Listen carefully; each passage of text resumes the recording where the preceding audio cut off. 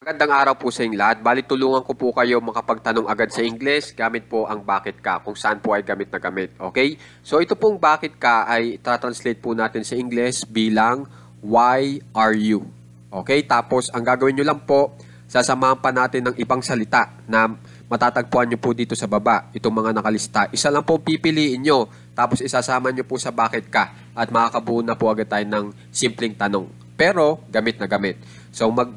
So, umpisa na po natin. Bakit ka takot? Okay?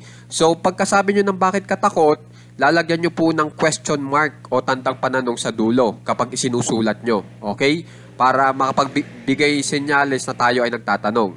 So, pag in-English nyo po yung bakit ka takot, why are you afraid? Okay? Pag bakit ka masaya, why are you happy?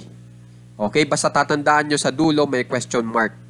Okay? Pag sinusulat nyo. Bakit ka malungkot? Why are you sad?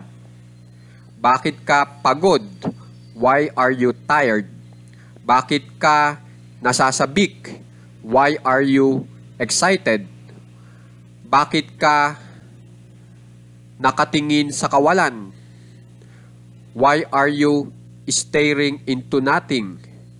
Bakit ka naiinis? Why are you upset? Bakit ka nag-aalinlangan? Why are you doubting? Bakit ka tinatamad?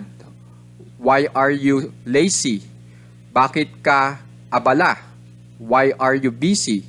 Bakit ka nahihilo? Ito, gamit na gamit po ito. Why are you dizzy? Bakit ka naiinip? Why are you bored? Bakit ka nalilito? Why are you confused? Bakit ka nahihirapan? Why are you struggling? Bakit ka absent? Why are you absent? Tapos ito, bakit ka kinakabahan? Why are you nervous? Okay? Tapos ito, bakit ka namimili? Why are you shopping? Bakit ka namumutla? Why are you pale? Bakit ka nagsisinungaling? Why are you lying? Bakit ka umaasa? Why are you expecting? Bakit ka nagtatago? Why are you hiding? Bakit ka inspirado? Why are you inspired? At ang huli, bakit ka porsigido? Why are you persistent?